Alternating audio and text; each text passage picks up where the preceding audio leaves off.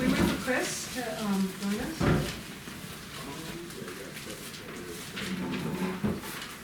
Does Chris know we're starting?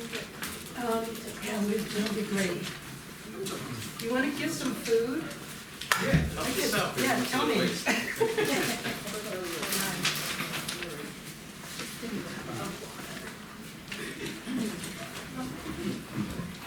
Chris, thank you so much. We just had to kind of stay in here because it's so cozy. Yeah, they're alike. You want them, you don't want them. Mark, do you need I more think we're light good. for them? You said more, right? Are you More comfortable? lights? They're, Is there more? Yeah,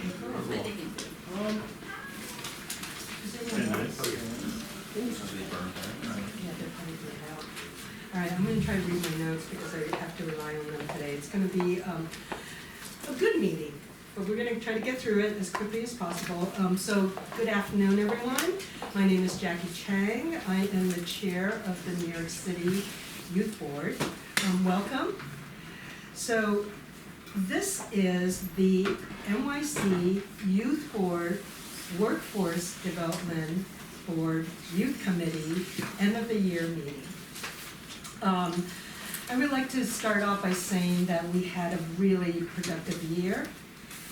And as 2024 comes to a close and we look ahead to a new year, I would like everyone to introduce themselves in the room and share with us something that they're looking forward to. All right, we'll do that in this Okay. Hi everyone, good afternoon. My name is Abube Wemad. I'm the Youth Engagement Officer on the Youth Board. And something that I'm looking forward to, is... No, or, you know. I just want to, okay. I'm looking forward to spending time with family over the holidays and the New Year. Great. Hi, Chrissy. I'm Chrissy Sudano. I work for the Carson Family Trust. And something I'm looking forward to is taking my daughter to the Hard Nut at BAM this Oh. weekend. It's really fun. Yeah. That's great. Hi, I'm Kaylin Edwards, DYCD intern, and looking forward to graduating next May. Okay. I'm Chris. I'm from here, and I don't know. I was looking forward to cold weather. I guess after today. Greg Hambrick, Warner Music Group. I'm just looking forward to spending some time with family. I'm going from the 20th to the 3rd, so relax and take it easy. Enjoy. Oh, Peter McCree, DYCD board. I'm looking forward to spending some time with my grandchildren over the holidays. Quincy G-Man, project manager with the Civic Engagement Commission, grad student at the Moore School of Public Affairs, and I'm just looking forward to chilling with the family and setting some New Year resolutions. Georgette Maglia. I'm looking forward to my new position with Andrew Miller, Governmental Affairs. Great. 2025. What are you looking forward to, just doing that, being? Just being involved and That's learning great. and She sits right next to me, so she sees all the interesting things. Does he be happy about it? No. Hi, how's everybody doing? My name is Grant Yanni. I'm at the Mayor's Office of Talent and Workforce Development, and I'm really looking forward to Christmas, and also my son is turning 4 in January. happy birthday. Yeah. Yellow Dino. Michelle Rosa, also at the Mayor's Office of Talent and Workforce Development. Looking forward to the holidays with friends and family. I'm going to be an aunt for a very first time next year, so I'm really excited about that. And a vacation out of the country. Hi everybody, Tracy Cauldron. I'm the Assistant Commissioner for the Compass Initiative at DYCD. Looking forward to the new year. I have a nephew getting married. Looking forward for another year going down and close to retirement. I got a year and a half. No. So I'm really looking forward to that. Hi, Saeed. Yes, so Saeed Ghulam, New York City Youth Board member. Hopefully looking forward to starting my legal journey next year. I earned my master's degree and hopefully going to immerse my law degree next year. Damario Ramas, I'm from DYCD Intergov, and I'm looking forward to family time. Hi everybody, Reggie Gibson, DYCD, Intergovernmental. looking forward to spending time with my family, and my birthday is on the 26th, so I'm looking Mine's on the 25th. Hi everyone, I am Elizabeth Adedeji with the YCD's Intergovernmental Public Engagement Unit. I am looking forward to the new year. Hopefully it doesn't go as quickly as the last 2024, and just a good year. Overall. Thanks. I'm Liz Cribbs, Vice Chair of the DYCD Youth Board, and I'm looking forward to both of my kids coming home from college Saturday and Monday and spending some time with them. That's great. For me, I wanted to share that I found this year a really volatile year, locally, nationally, and internationally, and I'm looking forward to doing better together. So, thank you all for sharing.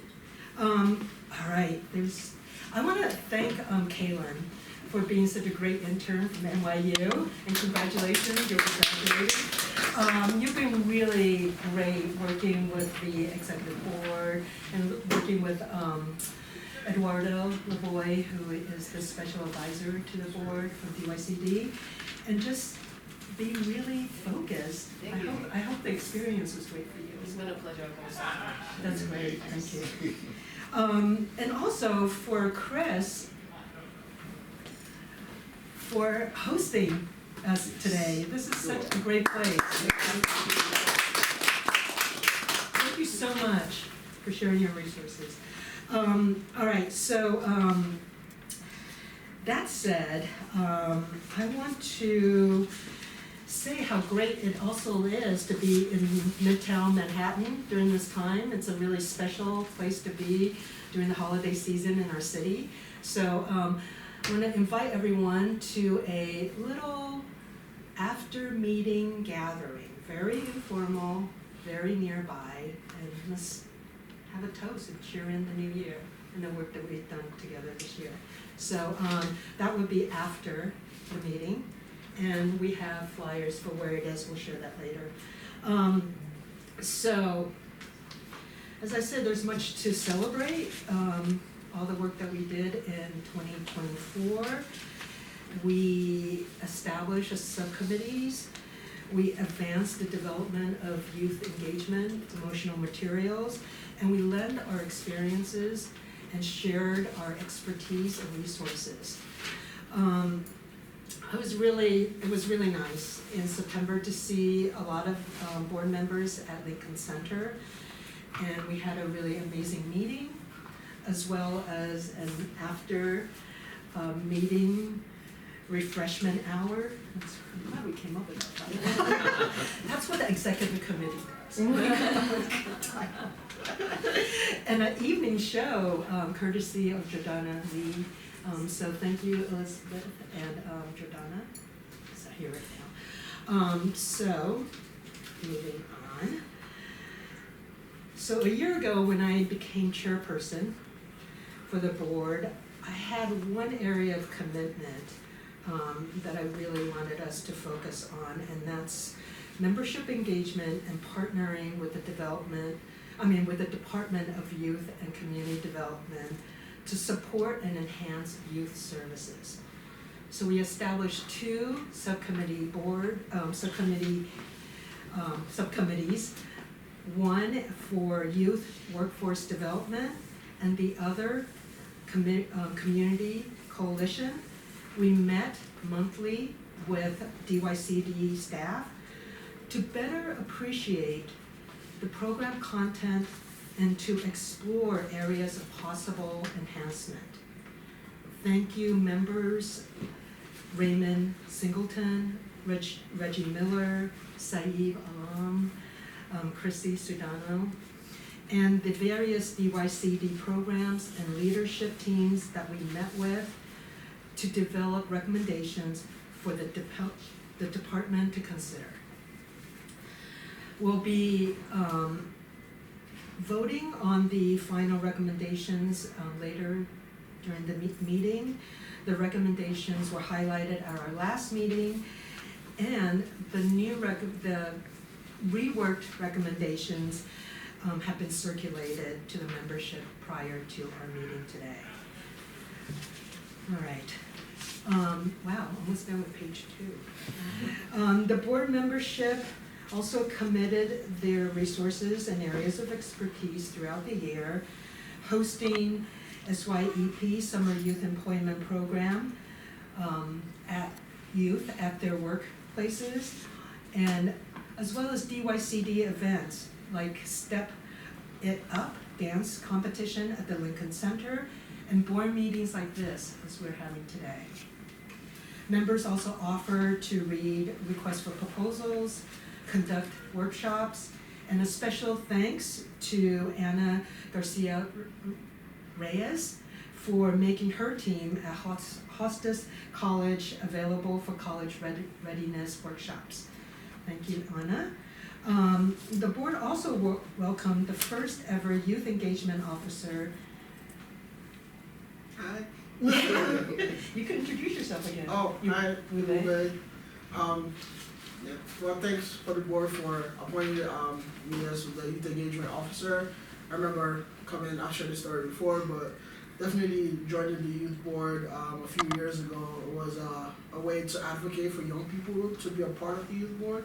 So I've worked with DYCD in a multitude of ways, but then when we learned that there was a youth board, my first question is, how is there a youth board without youth representation on the board? So that was how myself and a few other young people joined at that time, and then to be here as a youth engagement officer is also a testament of that involvement and that commitment by DYCD to make sure youth are adequately represented and we have a voice on the board. So thank you. Thank you. And thank you for your really instrumental work in developing the youth civic engagement material, including the video that was shared at our last board meeting, as well as some supporting written content that will be going onto DYCD social media. So thank you. And I want to thank all of you for making 2024 a really very productive year. And our commitment, collective commitment, to advancing services for youth, family, and communities in New York City. So more for 2025. All right, so at this time, I would like to introduce Michelle Rosa. She is the director of the Center for Youth Employment, Mayor's Office of Talent and Workforce Development. Thank you. Hi. Thank you. So yes, Michelle Rosa, I'm the director for the Center for Youth Employment as part of the NYC Talent Office. It's the Center for Youth Employment serves to expand and improve and align publicly funded programs to help young New Yorkers build skills, gain experience, explore potential career paths, and prepare for success in the world of work. And we, in partnership with stakeholders like New York City Public Schools, DYCD, and CUNY, really work to make sure, and philanthropy, of course, because we can't do that without them, and our community-based organizations that are actually doing the work on the ground in the community. We serve as subject matter experts and capacity and resources supports within New York City to help really develop the career readiness ecosystem. Last December, we released the action plan for young adult career success, which focuses on 5 goals. One is to expand career-connected learning. The second, to ensure young people remain connected and engaged in school and community, re-engaging out-of-school and out-of-work youth. The 4th goal is to improve data analysis and collection. And the 5th is to improve and expand employer engagement, and we know that this is important. Like you said, that you hosted SYP students, we're looking for that employer, also understanding what employers need and what skills they're looking for our young people to have. The action plan marks important progress towards our shared vision as New York City's workforce as we prepare young people and developing systems which support them within our agencies and in the community. And also is outlined in the citywide objectives, which is part of Executive Order 22, which Mayor Adams signed when he started in his leadership role. So feel free to look at the action plan is on our website, and if you have any questions, feel free. And we're really here to work together and make sure that there's cohesiveness in the city when we're talking about the work, developing our career readiness for youth and young adults. Does anyone have any questions? I do. Thank you so much, Michelle. I have a quick question. So when, what do you see coming down, how do you think the board could kind of support, besides just the placement, but how would you like us, as a team, for you, how would you like to tap into who we are and what we're doing?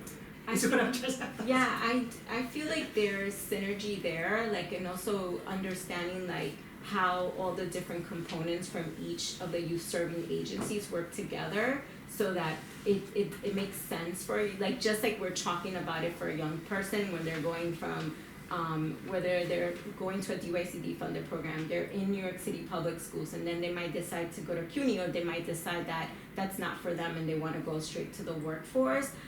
Making sure that they see the alignment, and also like how can we work together to make sure that everybody sees that alignment that's going on for our young people, whether it's in community, whether it's in family. I think for many years it was not connected, and everybody was kind of like doing different things, reaching out to the same people, but really how can we align?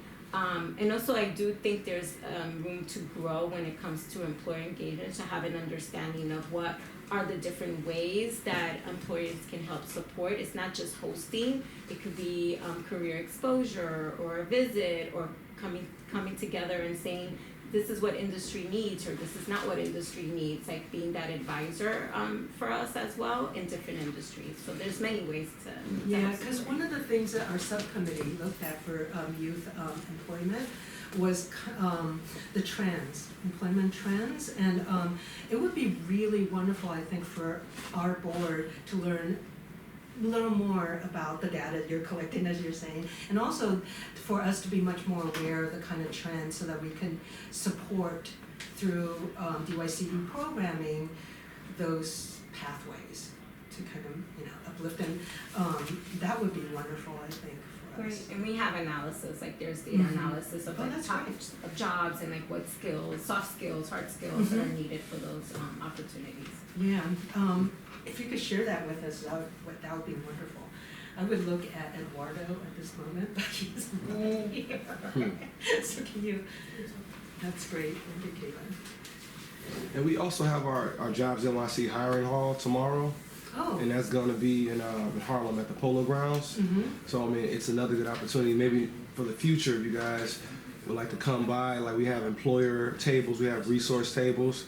And it's a good way to connect with the community, because right now we know a lot of job seekers have been getting conditional offers, they've been getting full-time offers, and the more people that we can tap within that program, because Jobs NYC is a whole of government, citywide effort, so we're trying to get more public employers, more private employers. So the more people, like if you know someone that are looking to hire some folks and say, hey, we could get you this Airtable link where you can put all your information into the system, and then we'll have City Hall connect you directly. And it's actually, we're working really in tandem with SBS now. They've kind of taken over the operation, and we're more in a facilitatory, like we're helping out. But I'll be there tomorrow, so if you know anybody who's looking for work, I'll give you the information, or I'll send it out in email.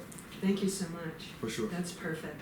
Yeah, and I think if we could maybe in 2025 look at more of these opportunities to tap into the board. Right now I'm thinking it would be great to have more arts organizations represented as well, which I think often is left out. Agreed. Inspire City is full of them. There's so many opportunities there. But anyway, so great. We will try to do that in the future, in 2025. Not in the future, the near future. All right, thank you again, Michelle. So we're going to continue on to board business. The minutes from last meeting was emailed to everyone. Did we look at them? Do I have motion to approve them? Second. So motion to adopt is a yes. The minutes adopted. So I want to thank DYCD Commissioner Keith Howard and his team for taking time to meet with the subcommittees throughout the year, answering our questions, and exploring the possibilities for program enhancement.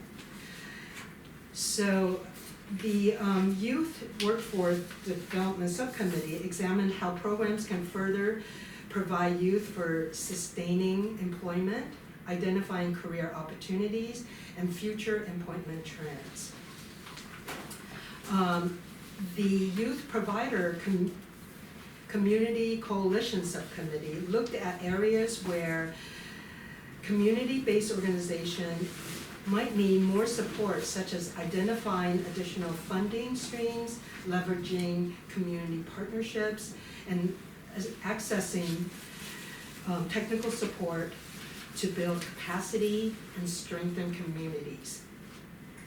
These recommendations that we shared with you in email, I hope everyone, I'm sure you have all looked at it, highlighted at our last meeting, and then adjusted to our membership feedback and forwarded it, as I said, to all of you to appreciate and consider prior to this meeting. So on behalf of the subcommittee, we would like the board and the committee members to support the recommendations, and in turn, we will share them with the department for their consideration. So at this time, I invite the board and community members to cast the vote. Did everyone get it in their folder? And do we have those? Oh, it was just agenda, we don't have the, okay, great. Do we have the recommendations? Great. Yeah, great. So take a quick look before you vote, so you're comfortable with your vote.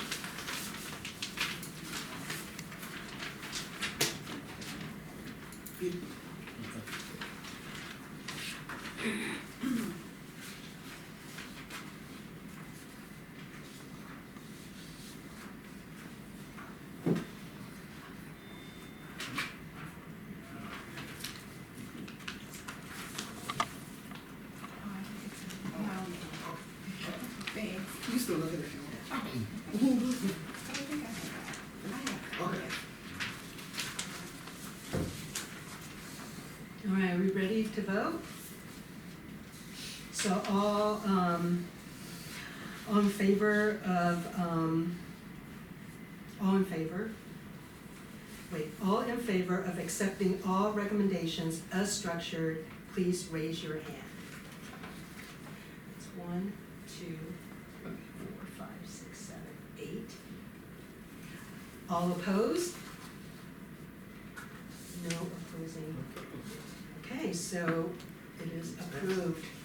We will be sending it to the commissioner and his team for consideration. Thank you. Everyone? All right, we're moving along here, yeah. Anything else anyone would like to share to fill the time? No. They love the drinks. Yeah. Happy hour. Yes. It is. Jane does. Well, sorry. Erase that. Feels so good, you don't know. All right, so at this time, I would like to introduce UICD Assistant Commissioner, Andrew Miller, for the Commissioner's report. Commissioner Howard was unable to make it today. Yeah. Thank you so much, Jackie. It's always a pleasure. First of all, I want to thank Chris and Barrows Strategies for gracious hosts today. Thank you very much for that. The Commission is pleased to, for us to be here. Eduardo apologizes that he cannot be here, but actually I brought members of my team. So I'm going to just introduce them again. Elizabeth. Elizabeth has, how many years do you have with the city government? Oh, it's almost 10. 10 years. Reg? Yes, 23. 4 months. She's new to our team. And Damari. So this is the Office of Intergovernmental and Public Engagement. Our roles are now, we actually have borough managers across all 5 boroughs. And this team is active across all 5 boroughs addressing communities as they exist, while also managing the neighborhood advisory boards. So it's, and also the Community Action Board, which some of you sit on. And so I thank you for that. With that, I just want to, if I could pass it on to Tracy. Okay. Tracy and I, nobody wants to hear me, but Tracy and I have worked together a long time. It's always been an honor for me to work on issues throughout the city, on Compass programs. Thank you, appreciate that. First I want to say thank you to the youth board for what you do and how you support us. Really grateful for all that you do, so thank you so much. As I said earlier, I'm Tracy Cauldron, I'm the Assistant Commissioner for the Compass after-school system at DYCD, and Compass is an acronym, just like everything else at DYCD. So I like to share the name just so folks can understand. It does represent the system, but Compass stands for Comprehensive After-School System of New York City. And we're about 850-ish programs strong. As far as I know, we're the largest publicly funded after-school initiative in the nation, and a former colleague used to say, on the planet, which I like to say. And we're celebrating next year 20 years of programming, which I'm really, really proud of. Our programs, thank you, our programs are a mix of academics, recreation, cultural, and enrichment programming, so it's not just one single focus. We like to support the whole child and give them a full experience. We started back in 2005 under the Bloomberg administration with a little tiny budget of about $46 million, and now we're over 300 million, close to 400 million, I believe. We are supporting kids in grades K to 12. On average, we're serving about 110,000 to 115,000 kids a year. And after school doesn't do the program, the initiative justice, because we operate during the summer, we operate even during school holidays. So we're really not down. We're not, we have no downtime. And if you're familiar with Summer Rising is the rebranding of our summer program. So summer program always existed in the Compass initiative. And so 4 years ago, I believe, Summer Rising was kind of rebranded. And so we have that, but that's a part of the Compass initiative as well. We're serving, we have 5 models. That's how we serve young people. We have an elementary, middle, high, initiative that supports special populations. That's children living in shelters and detention centers. A lot of folks don't know that we're serving young people who are justice involved, and so we're supporting them both in secure and non-secure detention centers. And then we have a small model, which is Explore, and that is the one model that does have a single focus, so it's where kids can choose to specialize in something, and we've had programs that focus on boat making, and so that's a small part of the initiative. Fortunately, we had some cuts there, so we only have 2 of those programs now, but we used to have about 25 of those. So our largest component is our middle school programs, and we have 492 of those, and that's for kids 6 through 8. 10 years ago, that was expanded, so during 10 years ago, they expanded the middle school program, also rebranded the name, and it's called the Schools Out New York City. The young people were surveyed, and they selected the name, and that is also an acronym, it's SONIC, and we felt like if the young people designed or came up with the name, it would be more buy-in. So that's our biggest initiative under Bloomberg.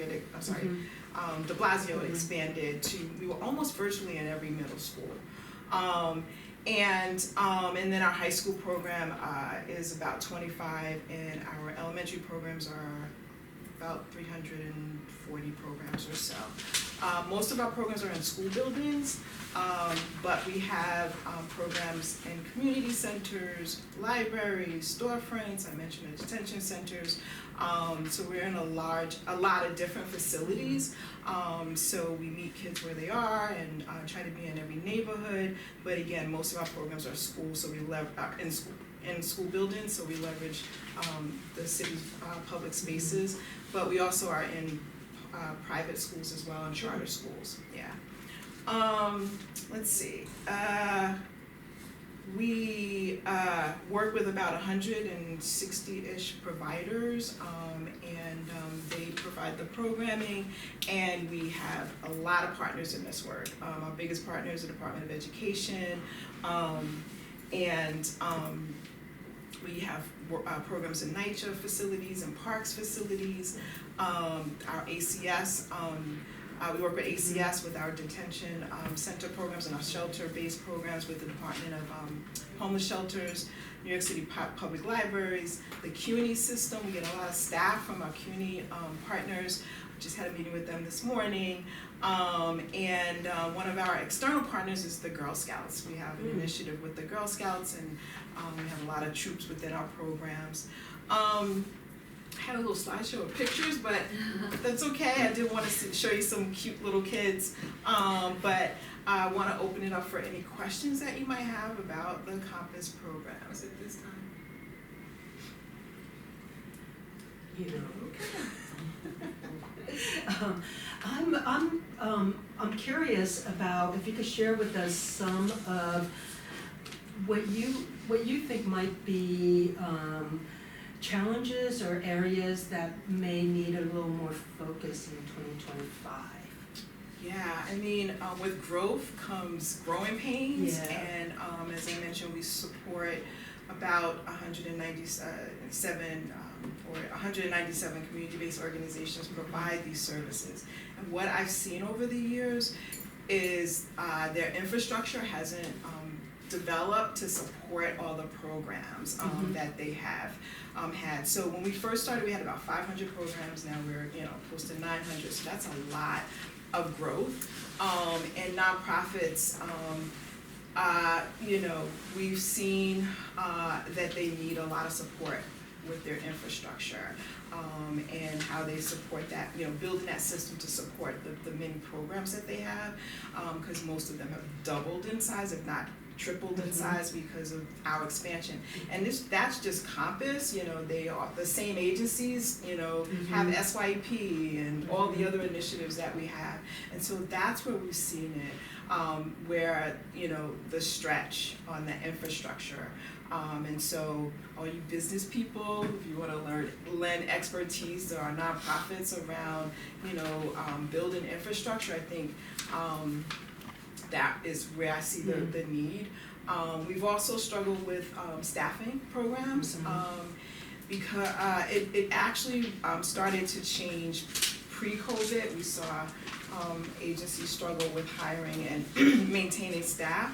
But then it got worse after COVID. I believe when the minimum wage was raised, at one time we were the best gig in town for college students because we had a higher rate of pay than the minimum wage. But once they raised the minimum wage, our target worker had a lot more options. And now with COVID and virtual opportunities, so that's been a struggle.